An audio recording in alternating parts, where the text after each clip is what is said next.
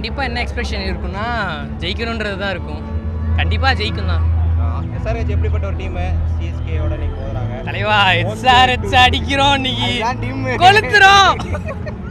Highest டோட்டல்லாம் இருக்கு எஸ்ஆர்ஹெச்ல. நல்ல players இருக்காங்க, நல்ல பேட்ஸ்மேன்ஸ் இருக்காங்க. டாஸ் ஜெயிச்சா எஸ்ஆர்ஹெச்ல இருந்து ஒரு ஹையஸ்ட் ஸ்கோர் எதிர்பார்க்கலாம். சிஎஸ்கே ஜெயிச்சா ஒரு மாடரேட்டான ஸ்கோர். சிஎஸ்கே லாஸ் பண்ணாலே தலைவன் தோனி இறங்கணும். ஒரு 6 அடிச்சா போதும். தோத்தாலும் ஜெயிச்சாலும் தோனி இறங்கணும். தோனி இறங்கினா போதும்.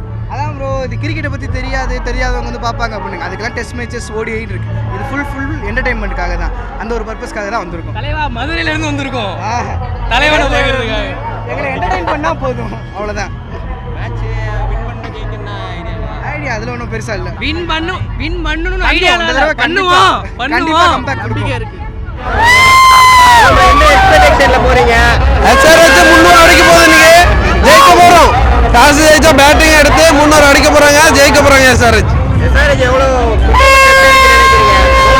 வச்சிருக்காங்க கையில, பேட்ஸ்மேன்ஸ்ல வேற மாதிரி அடிக்கிறாங்க. ஆமா, அதுதான் எவ்வளவு என்டர்டெயினா இருக்கு. சூப்பரா இருக்கு, ரொம்ப என்டர்டைன்மெண்டா இருக்கு. அதனால இந்த தடவை 300 எக்ஸ்பெக்ட் பண்றோம்.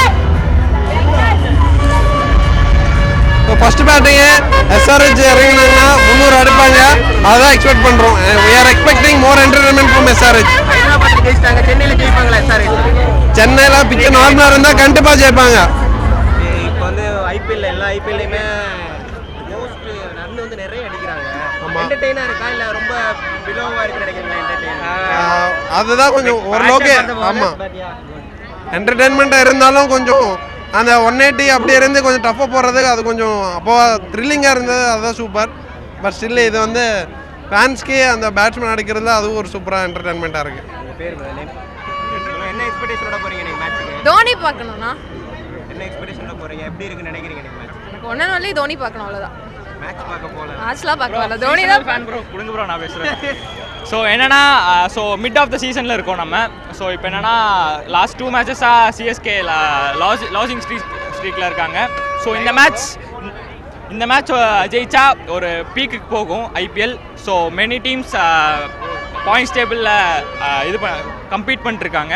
ஸோ இந்த கேம் ஜெயிச்சா சிஎஸ்கேக்கு ஒரு பூஸ்டாக இருக்கும். ஸோ பிளே ஆஃப்ஸ் போக இது ரொம்பவே ஹெல்ப் பண்ணும். நிறைய எக்ஸ்பெக்டேஷன்ஸோட வந்திருக்கோம். So it's gonna be a great game. வந்து நிறைய 200ஸ்லாம் அடிக்கிறாங்க, அது என்டர்டெயின் ஆகும். ஸோ நல்லா இருக்குங்கிறப்ப கிரிக்கெட் வந்து அவ்வளோ இன்ட்ரெஸ்டிங்காக போகுதா ஐபிஎல்ல பொறுத்த வரைக்கும்? 200 மேலே எல்லாரும் அடிக்கும் போது அவ்வளோ இன்ட்ரெஸ்டிங்காக இருக்க மேட்ச் பார்க்க? கண்டிப்பாக இல்லை ப்ரோ. ஆக்சுவலாக 10 சீசன்ஸ் முன்னாடி இல்லை 4-3 சீசன்ஸ்க்கு முன்னாடி கூட பார்த்தீங்கன்னாலும் எப்படி இருந்துச்சுன்னா, லைக் பிட்ச் எல்லாம் கொஞ்சம் நார்மல் மாடரேட்டாக மெயின்டைன் பண்ணுவாங்க. பவுலர்ஸ் வந்து நல்லாவே டாமினேட் பண்ணுவாங்க. ஆனால் இப்போ பார்த்தீங்கன்னா நல்லா ஃப்ளாட்டாகவே ஆயிடுச்சு எல்லா ஸ்டேடியம்ஸும். இந்தியாவில் மோஸ்ட் ஸ்டேடியம்ஸ் ஃப்ளாட் ஆகி இப்போ மோஸ்ட்டாக எல்லா ஸ்டேடியம்லையும் 200+ அடிக்கிறாங்க. சின்னசுவாமியில் அடிக்கிறாங்க, ஈடன் கார்டன்ஸில் அடிக்கிறாங்க, டெல்லி பெரோசா கோட்லாலையும் அடிக்கிறாங்க. ஸோ இது வந்து ஒரு என்டர்டெய்னிங்னு இல்லை, இது வந்து கொஞ்சம் ஐபிஎல்லோட ஸ்டாண்டர்ட்ஸ் வந்து கீழே கொண்டு வந்துட்டு தான் இருக்குது. பவுலர்ஸ் ரொம்ப அடி வாங்குறாங்க. இன்னைக்கு வந்து கண்டிப்பாக ஒரு சென்னை ஒரு 200+ ஸ்கோர் இருக்குது.